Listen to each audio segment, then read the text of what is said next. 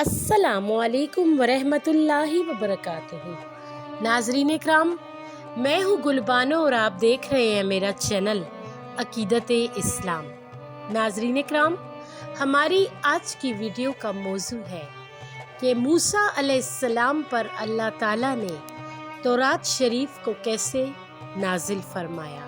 تو چلیے ناظرین، اپنا قیمتی وقت ضائع کیے بغیر بڑھتے ہیں اپنے اصل ٹاپک کی طرف۔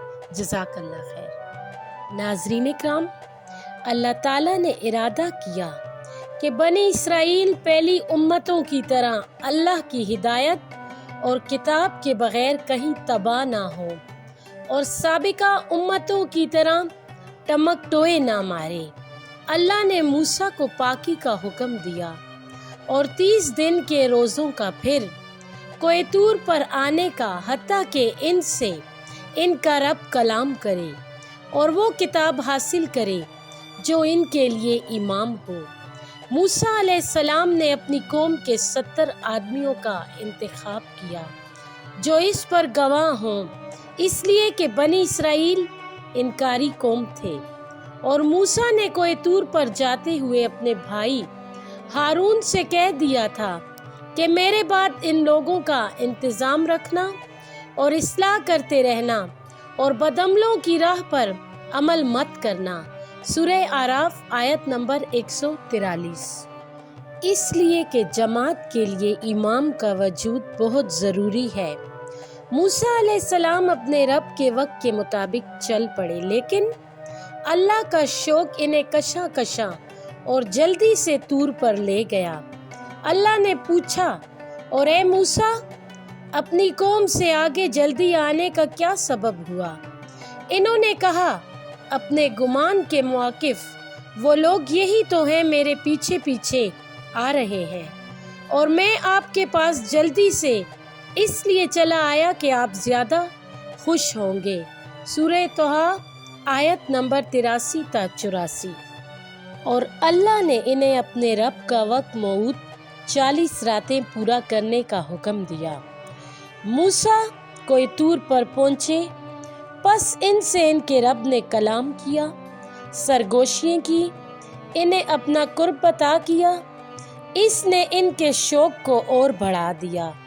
موسیٰ علیہ السلام نے عرض کیا، اے میرے رب، اپنا دیدار مجھ کو دکھلا دیجئے۔ سورہ اعراف آیت نمبر 143۔ اللہ تعالیٰ خوب جانتے تھے کہ موسیٰ کی طاقت نہیں، اس لیے کہ اللہ اس کو تو کسی کی نگاہ محیط نہیں ہو سکتی، اور وہ سب نگاہوں کو محیط ہو جاتا ہے، اور وہی بڑا باریک بین ہے اور باخبر ہے۔ سورہ انعام آیت نمبر 103۔ اور بے شک پہاڑ اللہ کا کلام اٹھا نہیں سکتا اور نہ ہی اس کے نور کو برداشت کر سکے۔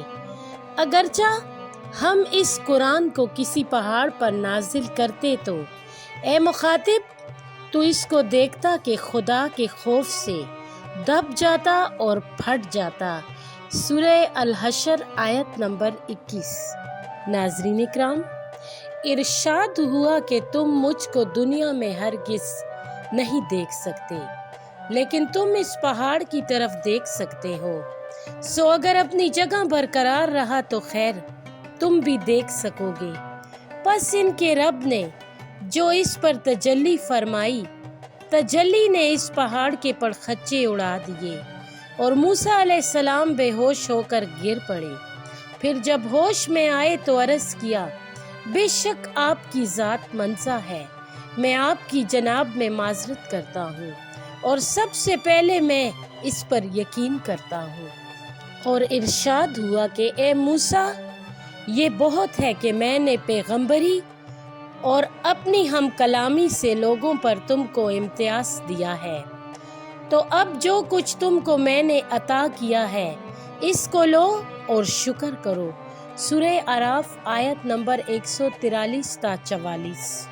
ناظرین اکرام، موسیٰ علیہ السلام نے تختیاں لی اور ان میں بنی اسرائیل کو جس نصیحت اور تفصیل کی ضرورت تھی موجود تھی۔ اللہ نے انہیں حکم دیا کہ ان تختیوں کو مضبوطی سے پکڑیں اور اپنی قوم کو حکم دیں کہ وہ احسن طریقے سے انہیں پکڑے رکھیں۔ اور جب موسیٰ علیہ السلام اپنی قوم کے 70 آدمیوں کے پاس پہنچے اور انہیں اس انعام کی اطلاع دی جو ان پر اللہ نے کیا تھا، تو بڑی جسارت و جرأت اور بے باکی سے کہنے لگے کہ جب تک ہم اللہ کو سامنے نہ دیکھ لیں ایمان نہیں لائیں گے۔ سورہ بقرہ آیت نمبر 55۔